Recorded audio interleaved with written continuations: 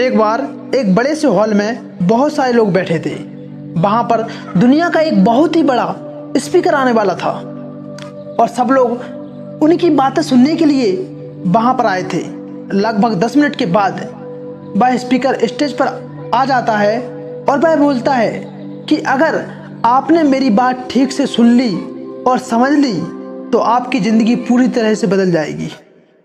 उसके बाद वह अपनी जेब से एक बिल्कुल नया चमकता हुआ 500 रुपये का नोट निकालता है और उसको ऊपर करके सबसे पूछता है कि ये नोट आप में से किसको चाहिए। ये सुनते ही सब लोग अपने अपने हाथ ऊपर कर देते हैं। वह स्पीकर बोलता है कि ये नोट मैं आप में से किसी एक को दूंगा, लेकिन इसके लिए आपको थोड़ा वेट करना होगा। अब वह स्पीकर उस नोट को अपनी मुट्ठी में बंद कर लेता है और थोड़ी देर तक उसको मसलता है। अब उस नए नोट में थोड़ी सिकुड़न आ जाती है और वह थोड़ा पुराना सा दिखने लगता है और वह एक किनारे से थोड़ा फट भी जाता है। इसके बाद वह फिर उस नोट को ऊपर करके पूछता है, अब ये 500 का नोट किसको चाहिए। इस बार भी सभी लोग अपने हाथ ऊपर कर देते हैं। तब स्पीकर ने उस नोट को जमीन पर गिरा दिया और उस नोट पर 3-4 बार पैर भी मार दिए। इससे नोट और भी पुराना दिखने लगा। उस पर थोड़ी मिट्टी भी लग गई। फिर उन्होंने उस नोट को ऊपर किया और पूछा कि अब बताओ, अब ये नोट किसको चाहिए, कौन लेना चाहता है। और इस बार भी सब के सब लोगों ने हाथ खड़े कर दिए। स्पीकर अब नोट को नीचे गिरा देता है, उसके ऊपर कूद कूद कर पैरों से उसको रगड़ देता है, उसके ऊपर चाय गिरा देता, कोल्ड ड्रिंक गिरा देता। अब नोट इतना गंदा हो जाता है कि उसको पहचानना भी मुश्किल होता है।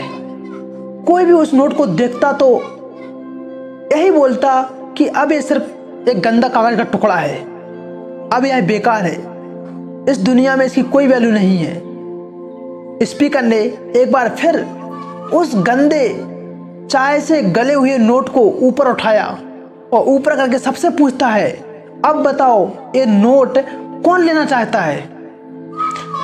और इस बार भी सब के सब अपने हाथ ऊपर कर लेते हैं।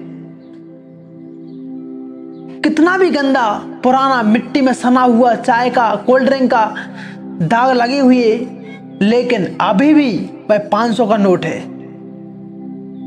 जिंदगी कई बार बड़े बड़े झटके देती है।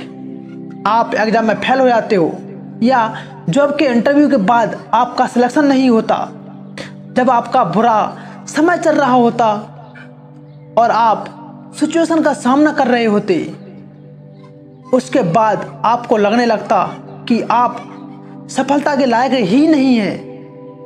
आपको लगता है कि दूसरे लोग आपसे बेटर हैं और आप किसी काम के नहीं हो, आपकी कोई वैल्यू नहीं है। हमेशा याद रखना दोस्त, इससे कोई फर्क नहीं पड़ता कि आपने कितनी बार सिचुएशन का सामना किया, आप जिंदगी में कितनी बार फेल हुए हो, आपकी वैल्यू हमेशा वही रहेगी जो पहले थी।